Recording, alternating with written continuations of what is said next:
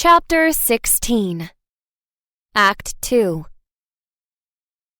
Jack and I met in our kitchen chemistry class. Ronnie began as she twirled a few strands of spaghetti onto her fork.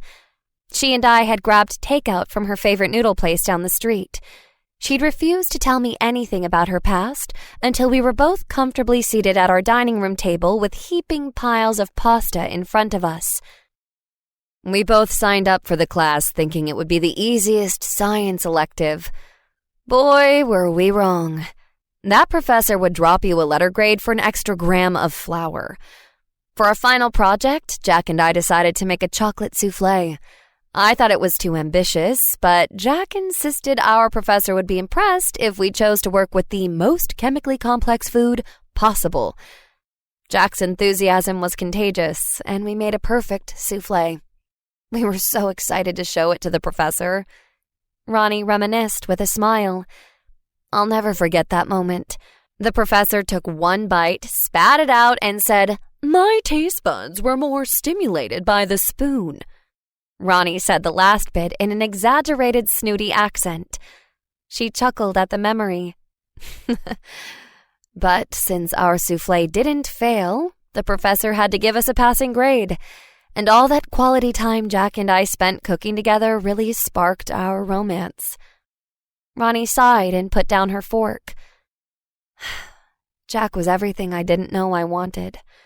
He was smart and funny and adventurous. He was also kind of a dork, but in an endearing way. Ronnie's nostalgic, love-struck smile made me smile too. It must feel nice to be in love. Jack would meet me every morning at the 8th Street station so we could walk to class together. I was still living with my host at the time. Most people move out after 18 weeks, but my host and I had great symbiosis. She liked having someone else in the apartment, and I liked living with her.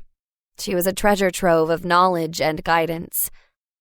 "I'm sorry I never got to meet her," I said, giving Ronnie a break to finally take a bite of food. Ronnie swallowed and nodded. "Me too, Em. She would have loved to spoil you." She let out another small sigh. She was so much better at hosting than I am. "I think you're doing great," I assured her. "You're hands down the best host I've ever had." Ronnie gave me a small smile that didn't reach her eyes. Giving affirmation to my host felt strange. I was always so busy seeking her approval that I never considered she might be craving mine. "So, when did you move out?" I asked, propelling Ronnie's story forward. "Akumi told me you and Jack lived together for a few semesters." Ronnie rolled her eyes. "I still can't believe Akumi made you scared to ask me about Jack." She huffed. "But she told you right. About a month after we started dating, my host invited Jack over for dinner. He was a perfect gentleman and washed all the dishes when the meal was over. After he left, my host turned to me and asked, 'You love him, mija?' I told her I did. She asked me if he always treated me so well. Again, I said yes. Then she turned to me with this wide, cheeky grin and asked, 'So why are you still living with me?' Ronnie chuckled at the memory. I was floored by the suggestion. Like I told you before, my host was the traditional religious type. So even though Jack had broached the topic of me moving in with him, I'd never seriously considered it. But once I had my host's blessing, I realized how great it would be.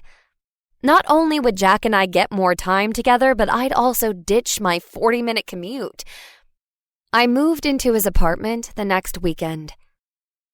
Ronnie took another bite of pasta and stared contemplatively at nothing in particular. Living with Jack wasn't all sunshine and rainbows, she admitted after swallowing. We had small spats about chores, and the stress of trade school made us occasionally snippy with each other. But we always kissed and made up. Overall, it was bliss. I pictured us spending the rest of our lives together in that cozy little apartment near the park. Her nostalgic smile dipped into a frown. But Jack had different ideas. She sighed. We had a unit in our history class about all the different Eastern voyages, and Jack couldn't get enough of it. He started spending every free moment researching the mystery of the mist. At first, I didn't think much of it. Everyone goes through a stage when they daydream about being the first modern voyager to discover lands beyond the mist. That's why I wasn't too worried when I found the navigation books in your room. She shrugged. Unsolved mysteries are exciting. I mean, half of the Discovery Station's revenue comes from specials on ghosts, aliens, and the Lake Nell monster. I nodded, glad to finally be old enough to understand pop culture references. During my research of Panosyn's boats and the mist, I'd encountered numerous wacky theories involving supernatural creatures. Ronnie had gotten so tired of me asking which ones were real and which ones weren't that she posted a definitive list of unreal things to our fridge. The list mostly contained mythical creatures like werewolves, dragons, and mermaids. But once, when Ronnie was cranky, she added competent politicians, enjoyable small talk, and easy weight loss to the list. But the boats were more than a passing interest for Jack. Ronnie continued. He kept researching and theorizing until one day he just popped the question, "Hey, Ronnie, how about we sail east together?" What did you say? I leaned forward with interest. Nothing. I started laughing. Ronnie shook her head. I thought he was joking. Students joke about hopping on Panosyn's boats all the time, especially around midterms. You'll hear things like, "Sard, chemistry, I'm sailing east," but no one actually does. Ronnie took another sip of her drink and stared out the window as she swallowed. But from the hurt look on Jack's face, I could tell he was serious. I told him I'd think about it. Part of me was just as curious about the mist as he was. What newbie isn't? Plus, I liked the idea of voyaging with him. Just me and Jack, the two of us against the unknown. Ronnie spread her arms wide as if she was a ringmaster announcing a daring stunt. It was exciting. It was romantic. And Jack made a lot of good arguments. He showed me all these old, obscure manuscripts referencing Eastern islands and a time before the mist. I dropped my fork in excitement. Do you still have those? Sard, no. She huffed in derision. That was over 10 years ago. I can't even remember what they were called. My face drooped in disappointment. It's for the best, Em. Ronnie ran her finger around the rim of her glass, lips pressed together. They didn't seem to help him much. So, what happened? I asked in a more somber tone. Long story short, Jack convinced me. I told him my choice one night while we were sitting on our fire escape. Ronnie paused again, then her cheeks flushed. I think my exact words were, "As long as there's moonlight to light our kisses, I'll follow you to the edge of eternity." How poetic, I teased. Yeah, well, it was a good moment. Ronnie rubbed her neck. At least it was until our neighbor came out wearing nothing but his boxers and combat boots. He said he heard weird noises and decided to come investigate with his machete. I snorted into my drink. Were you really being that noisy? No, we were just sitting there. Ronnie leaned back. The guy was either jealous or paranoid. She shook her head dismissively. In spite of the interruption, Jack was thrilled to get my answer. We started planning right away, but, as you're well aware, getting access to Panosyn's boats ain't easy. Because of the redcaps? Yeah, but also because of the government. Ronnie picked up her fork.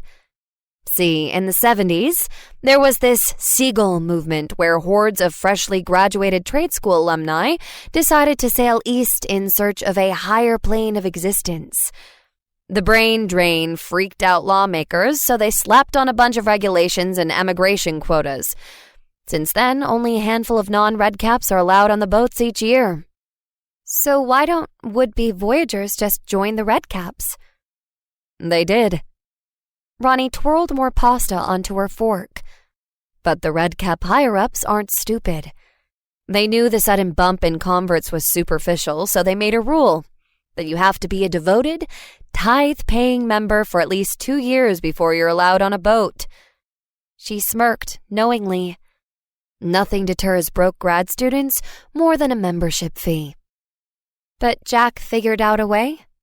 I half-asked, half-stated. He must have since he was gone.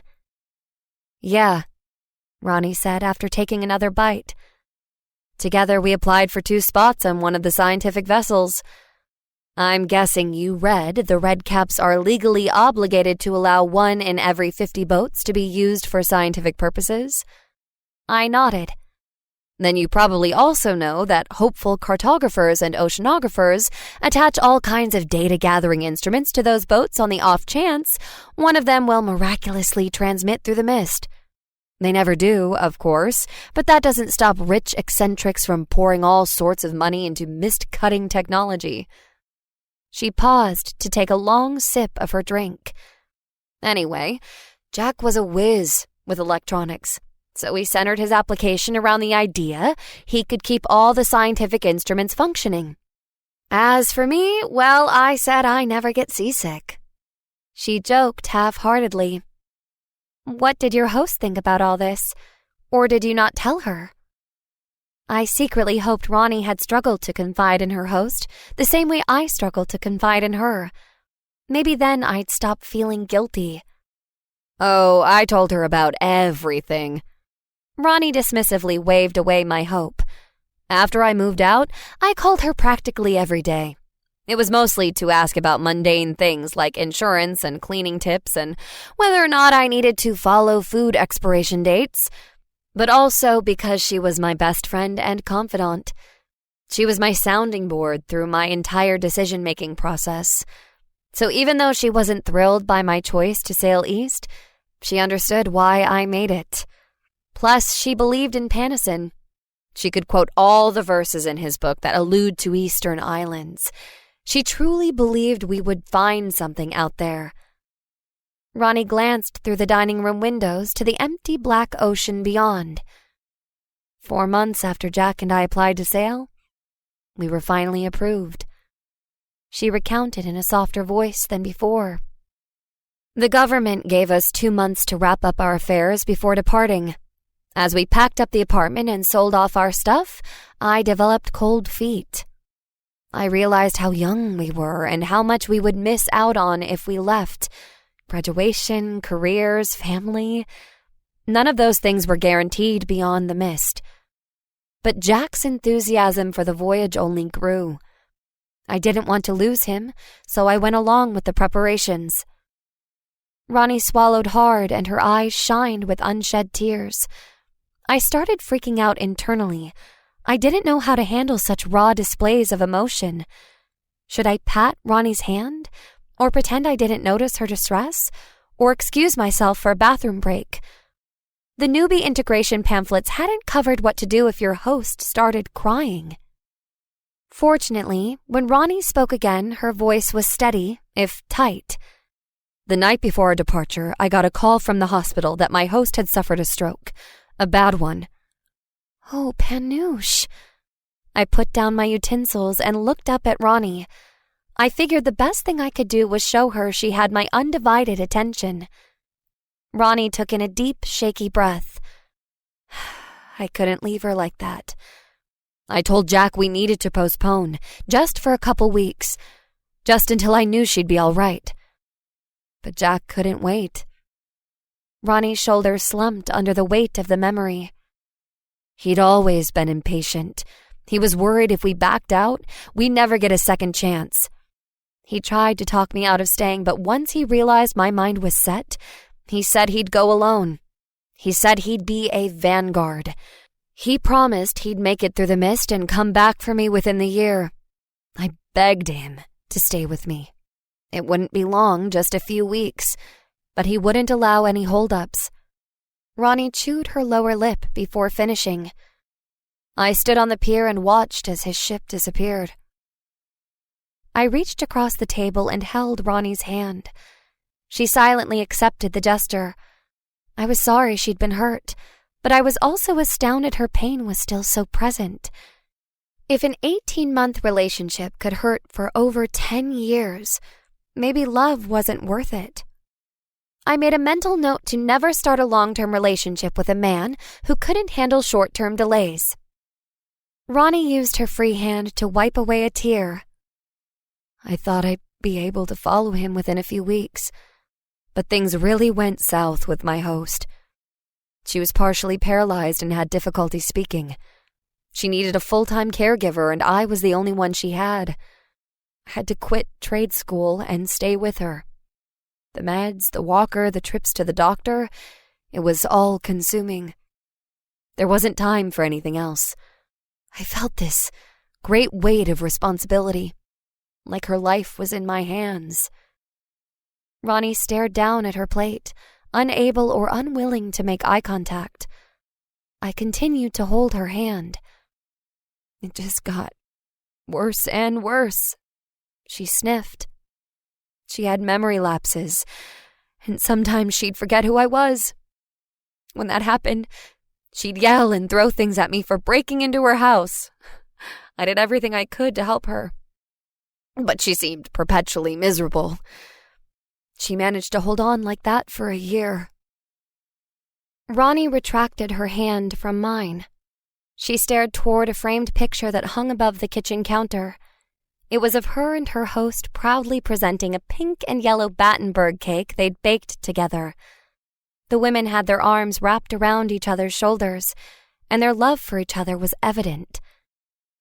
I was devastated when she died, Ronnie said after a moment. But honestly, Em, I was also relieved. That's understandable, I assured her. Ronnie used a napkin to dab at the tears trickling down her cheeks.